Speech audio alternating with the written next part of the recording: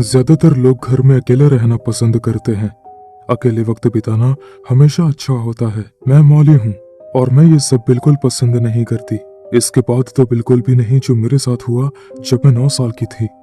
मैं जैसे जैसे बड़ी होती गई मैंने इसमें खुशी देखने की कोशिश की और मैं एक ऐसे मुकाम पर पहुंच गई हूँ जहाँ मैं दिन के दौरान आराम से रहती हूँ, लेकिन रातों में हमेशा मुश्किल होती है। मेरी माँ मेरे भाई जैक्सन को जन्म देने वाली थी। ये 90 के दशक की बात है, जब हमारे पास सेल फोन नहीं थे। बिजली चली गई थी और मेरी माँ को लेबर पेन होना शुरू हो गया था। मेरे पिताजी ने उसे हॉस्पिटल ले जाने की कोशिश की, लेकिन कुछ गलत हो गया और वो रास्ते में ही लहूलुहान हो गई। वे जैक्सन को बचाने में कामयाब हो गए थे, लेकिन मेरी माँ की डेथ हो गई। मेरे और मेरे पिता के दिल में जिंदगी भर का दर्द छोड़कर दुख की बात यह है कि मैंने उस रात अपने माता पिता दोनों को खो दिया। मेरी माँ के गुजर जाने के बाद मेरे पिताजी ने बस चेकआउट किया। मुझे स्कूल की बहुत याद आने लगी और ऐसा लगा जैसे मैं अपने पिता से ज्यादा जैक्सन की देखभाल कर रही थी। मेरी दादी अक्सर मेरे और मेरे छोटे भाई का ख्याल रखने के लिए हमेशा हमारे पास आती थी। जब मेरे फादर घंटों तक गायब रहते थे, जब वो घर आते थे तो मुझे उन पर से शराब की गंध आती थी और कभी कभी उनके कोलोन के साथ इत्र की खुशबू भी आती थी। मैंने उनसे पूछा कि वे कहाँ जाते हैं और वो हमेशा रिप्लाईज के बारे में डाउट में रहती थी, मानो वो मुझसे कुछ सच्चाई छिपा रही हूँ। दादी, पापा जब जाते हैं तो कहाँ जाते हैं? वो तुम्हारी माँ की कब्र पर उनसे मिलने जाते हैं। वो उनसे बहुत प्यार करते हैं, तुम्हें पता है। वो मुझे अपने साथ क्यों नहीं ले जाते? मैं अभी मम्मी को याद करती हूँ। मैं अभी भी दुख में थी कि मेरी दुनिया से मम्मी जा चुकी है। उनके अंतिम संस्कार में मेरे डैड ने मुश्किल से मेरी तरफ देखा और उन्होंने अभी भी जैक्सन को नहीं पकड़ा है। इस फैक्ट के बावजूद कि वो 6 महीने का हो गया है, मैं जानती हूँ कि वो जैक्सन से नाराज हैं। उसे दुनिया के लाने के चक्कर में मेरी माँ मर गई, इसलिए वो उससे नफरत करते थे। तुम्हारे पापा दुखी हैं और चाहते हैं कि तुम समझो। इससे पहले कि वो तुम्हें उससे मिलवाने ले जाएं, वो जवाब मेरे लिए मायने नहीं रखता था, लेकिन उन्होंने हर बार यही किया। ऐसा नहीं है कि मेरे डैड ने मुझे कुछ समझाया हो। मेरे फादर बाहर गए हुए थे और वो नॉर्मल से ज्यादा टाइम तक बाहर ही थे। करीब 4 बजे फोन बजा और दादी ने उठाया। मैं हॉल में खड़ी हुई थी, कोने के चारों तरफ झांक रही थी। जो कुछ भी बात थी उसे सुन रही थी। उन्होंने फोन काट दिया और मुझे देखा।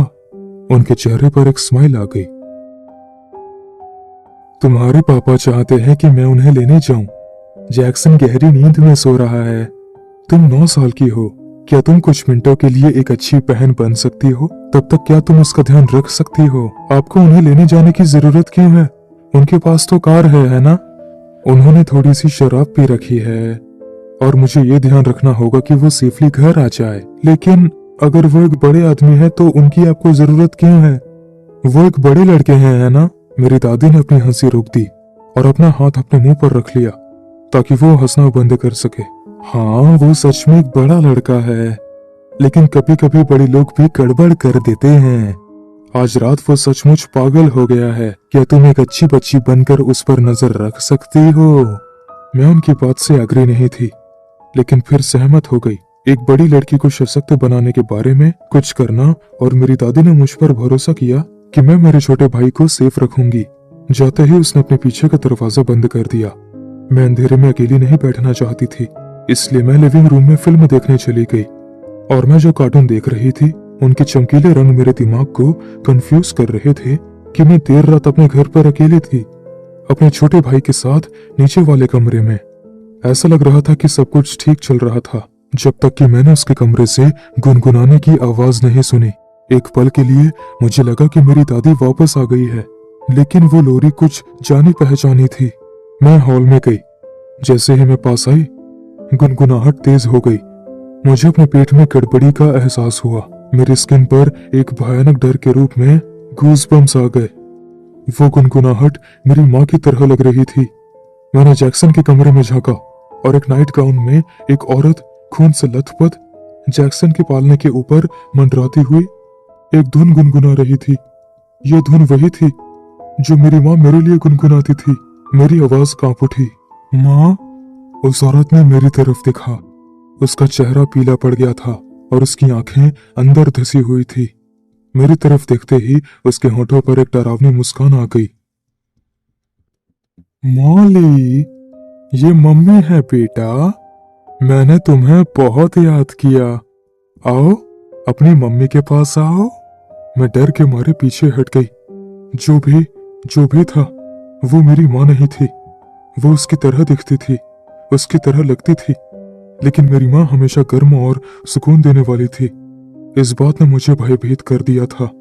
वो मेरे और करीब आ गई और मैं और पीछे हट गई।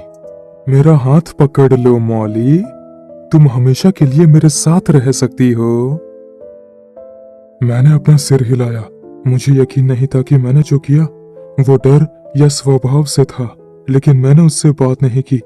मैं बस पीछे हट रही थी। उसका स्वर ठंडा गुस्से वाला हो गया। मॉली, मैंने कहा कि मेरे साथ आओ। मैं दौड़ने के लिए मुड़ गई और अपनी दादी से टकरा गई, जिन्होंने एक माला पकड़ी और प्रार्थना करने लगी। वो डरावनी औरत गायब हो गई थी और मैं अपनी दादी की गोद में जाकर रोने लग गई। ये एक दुष्ट आत्मा थी जो मेरी माँ के होने का नाटक कर रही थी। मेरी दादी ने मुझे समझाया कि उन्होंने उसे पहले घर के आसपास सुना था। उन्होंने कहा कि जब से मेरी माँ की मृत्यु हो गई है, मेरे डैड ने उन चीजों पर काम करना शुरू किया जिससे वो मेरी माँ से बात कर सके, और माँ के बजाय एक डेविल का आना शुरू हो गया। लेकिन हमारा घर ब्लेस्ड था और हमने उसे फिर कभी नहीं देखा। लेकिन वो गुनगुनाहट, वो आज भी आती है। अगर मैं रात में अकेली होती हूँ तो ये मुझे आज भी परेशान करती है। मुझे नहीं पता कि क्या बुरा था, अपनी माँ को खोना या मेरे दर्द का मजाक उड़ाने के लिए उनकी नकल करना। मेरे डैड हमें मानो भूलते ही चले गए और उनके साथ हमारे रिलेशन खराब हो गए। और जैक्सन जानता है कि वो उनके साथ कहाँ स्टैंड करता है। ये दिल दहलाने वाला है। और डैड कोशिश कर रहे हैं, लेकिन मुझे लगता है कि उस राक्षस ने भी खुद को डैड से जोड़ रखा है।